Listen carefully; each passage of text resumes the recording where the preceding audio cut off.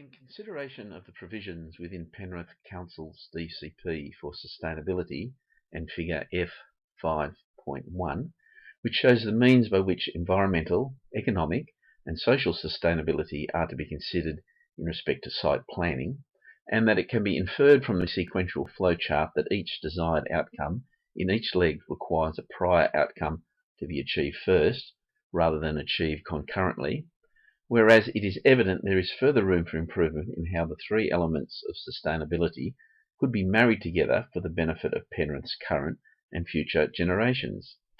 The three-circle diagram shows the intervening outcomes required for social sustainability to be successfully married to environmental and economic sustainability. One should assume that the constraints of it being both bearable and equitable for developers and residents is required to further Penrith Council's vision for social sustainability. Environmental sustainability involves making decisions and taking actions that are in the interest of protecting the natural world, with particular emphasis on preserving the capability of the environment to support human life. In Penrith City Council DCP, the environmental sustainability are broken into four categories. Water, and particularly fresh water, is one of the key ingredients to life. Australia has a relatively dry climate and water is naturally scarce. The general objectives of Penrith City Council DCP are depicted on the slide. The purposes and benefits of water management control are to provide high quantity and high quality of water for human life. Increasing demands for land and its natural resources, together with the increasing environmental costs of human activities, create land use competition and conflict. These objectives are depicted on the slide. By achieving these DCP objectives, it will result in natural resources being better managed in rural areas, better access to the emerging clean and green market, and reduction in farm costs, contributing to achieving catchment natural resource targets and maintaining the viability of local communities. With increasing land pressures and urban consolidation, the protection and enhancement of vegetation, and in particular native vegetation, is an important environmental issue for Council. The objectives are depicted on the slide. The management provides significant water and land management benefits. Taking into account CO2 and returns of oxygen for humans serves as a natural screen against the direct rays of the sun, dust, falling air pollution and wind, and also modifies climatic conditions. The products of consumption have often been referred to as waste, suggesting that it is non-usable. These objectives for waste management are depicted on the slide. The management of waste control provides benefits including reducing waste reduction costs. Good site management can improve the site safety and reduce liabilities. In order to achieve the objectives of the waste management, Penrith Council comes out sorts of implementations. The first one is the Waste Management Plan, which focuses on application must be submitted before every kind of demolition or construction. The second one is general control, including site management, selection of building materials, designing for waste minimization, setting and design of waste facilities, management of waste facilities. After these implementations, Penrith Council want to reach some targets which are reducing the volumes of demolition and construction waste, going to landfill by 76%.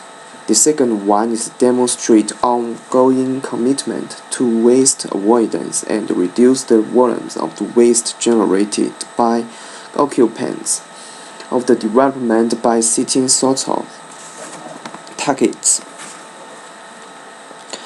The last one is the monitor waste generated, recovered, and or sent to landfill by installing a building management system.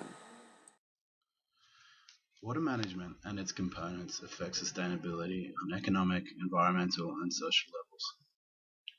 The key Penrith DCP objectives and rationale are depicted on this slide.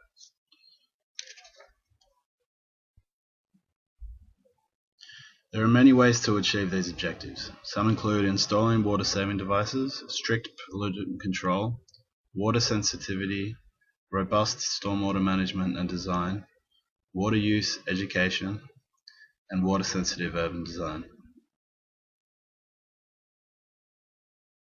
There are many ways to improve Penrith's water management plans.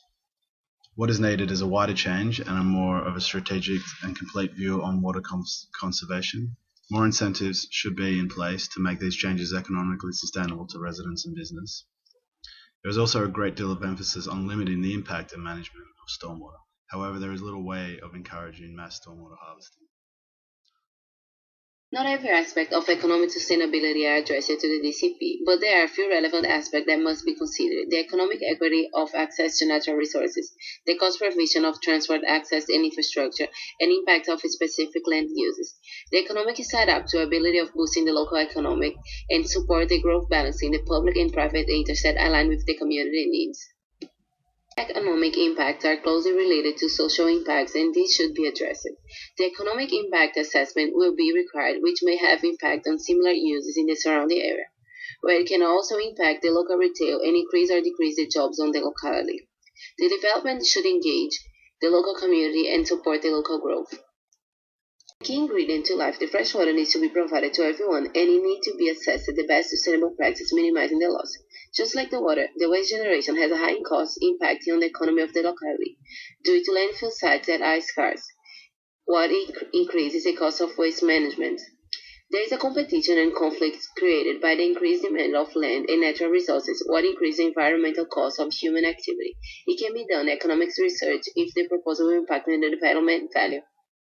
And good access to the area will increase the traffic, not only vehicles but also pedestrians, bringing life to the area and making the economy alive. Another way is to activate the nightlife of the area, having people on the street later on.